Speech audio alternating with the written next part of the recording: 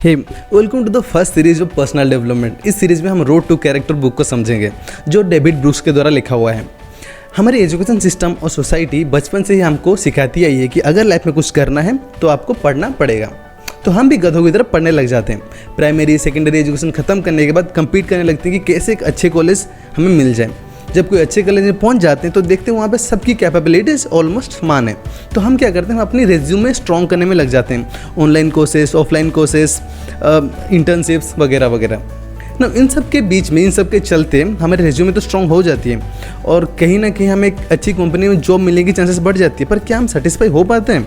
पर इतना ज़रूर हो जाता है कि इतने सारे मेस के अंदर आप अपनी कैरेक्टर पे फोकस नहीं कर पाते हो। ना कोई कॉलेज ना कोई स्कूल आपके कैरेक्टर के ऊपर फोकस करता है और जिसके कारण टीचर बुलिंग केस जैसे भी केसेस होते हैं। डेविड कहते हैं हम में से ज़्यादातर लोग स्कूल्स कॉलेजेस सिर्फ रेज्यूमे वर्चूज़ के ऊपर फोकस करते हैं, ना कि यूलॉजी वर्चूज़ के ऊपर।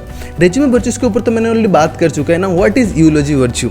वो कहते हैं ना, एक इंसान अच्छा था या बुरा था वो मरने के बाद पता चलता है। अगर अच्छा था तो लोग कहेंगे अच्छा इंसान था, मर गया। अगर बुरा था तो लोग कहेंगे अच्छा हुआ, मर गया। यूलॉजी का एक बेसिक मतलब होता है कि प्रशंसा।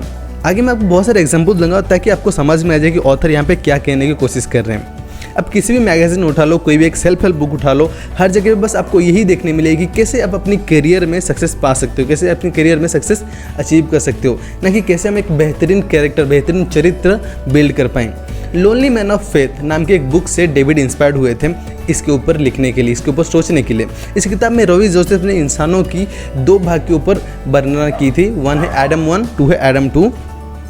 ये एक तरह का मेटाफोर है जिसकी मदद से वो एक इंसान की दो प्रकार चरित्र को डिफाइन कर देते हैं। Now what's Adam 1, Adam 2? Through out this video हम इसी को ही समझेंगे कि एडम 1 और एडम 2 क्या है। ऑथर कहते हैं कि Adam 1 wants to build, create, produce and discover things. वो खुद की एक स्टार्टस बनाने की प्रयास करते रहता है, हर काम में जीत हासिल करना चाहता है। जबकि एडम 2 इंटरनल चीज़ों के ऊपर काम करता है, कुछ मोरल क्वालिटीज़ डेवलप करना चाहते हैं, जैसे कि एक निर्मल चरित्र क्रिएट करना, सही गलत में अंतर समझना, दूसरों के लिए अच्छा करने के बारे में सोचना। ये आपको प्यार करना सिखाता है, दूसरों के लिए खुद को सेक्रीफाइस करना सिखाता है। जब एडम 1 विश्व को जीतना चाहता है तो एडम 2 विश्व की सेवा करना चाहता है। जब एडम 1 अपनी अचीवमेंट्स पे गर्व करता है, एडम 2 अपनी अचीवमेंट्स को किसी एक अच्छे उद्देश्य के कारण डोनेट करना चाहता है। एडम 1 सोचते हैं कि चीज़ें कैसे काम करती हैं, तो एडम 2 सोचते हैं कि चीज़ें क्यों एग्जिस्ट करती हैं। एडम 1 आगे बढ़ना चाहता है और एडम 2 अपनी रूट पे लौटना चाहता है और अपनी फैमिली के साथ एक डिनर करना चाहता है। एडम 1 का लक्ष्य होता है सक्सेस, सफलता हासिल करना, और एडम 2 चैरिटी और प्यार बांटने में फोकस करता है। यहाँ पे कुछ लोग हैं जो एडम 1 को स्ट्रांगली सपोर्ट कर रहे होंगे और कुछ लोग एडम 2 को। ऑथर कहते हैं दोनों ही हमारी लाइफ में बहुत ज़्यादा इंपॉर्टेंस रखते हैं और हमें दोनों को ही फुलफिल करना चाहिए।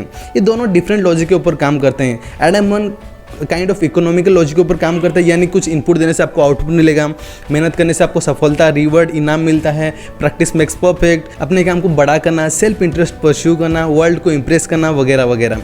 जहाँ पे एडम 2 इकोनॉमिकल नहीं बल्कि एक मोरल लॉजिक के ऊपर काम करता है, जो कहता है आप जो देते हो आपको वही आके मिलता है।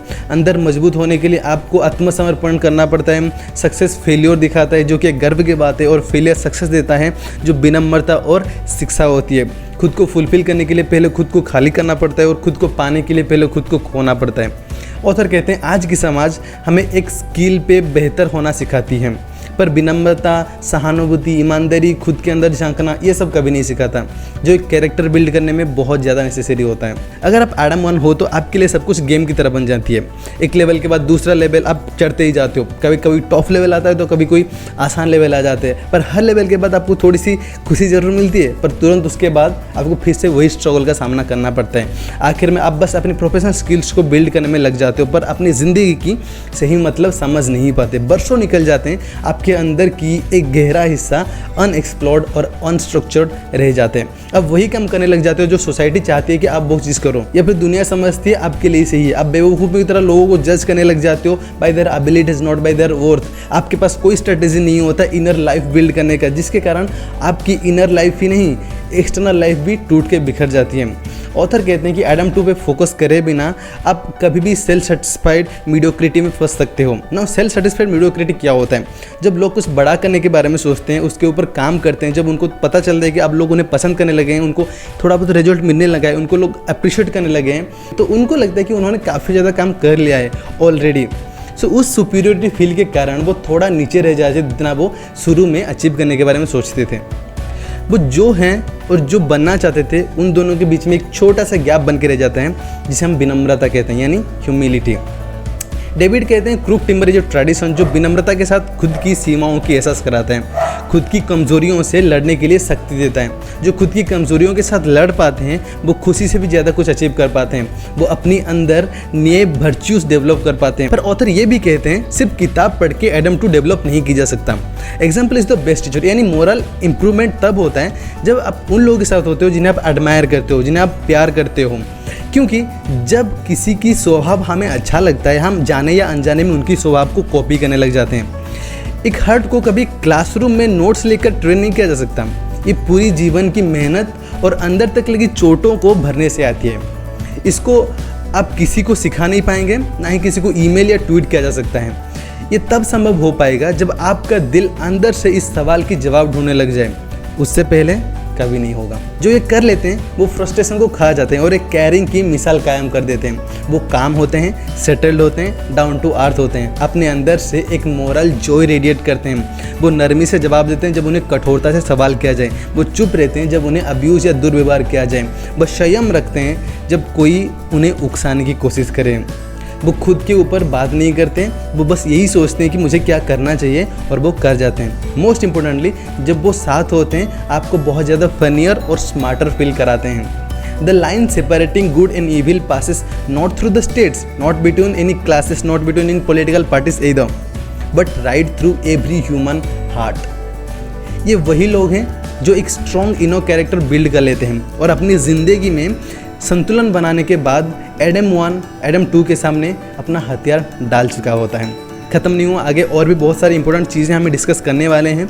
तो अगर आपको कुछ सीखने मिला यहाँ से तो लाइक ज़रूर करना इस वीडियो को। अगर आप चाहते हो कि आप किसी इंसान को मदद करो तो इस वीडियो को ज़रूर शेयर करना, बिकॉज हमें कैरेक्टर बिल्ड करनी बहुत आवश्यक है। अभी इसकी अगली वीडियो ना मिस करने के लिए चैनल सब्सक्राइब ज़रूर करना और साथ में बेल आइकन पर भी क्लिक करना ताकि आपको इस वीडियो की नोटिफिकेशन पहुँच जाए। Thanks for watching.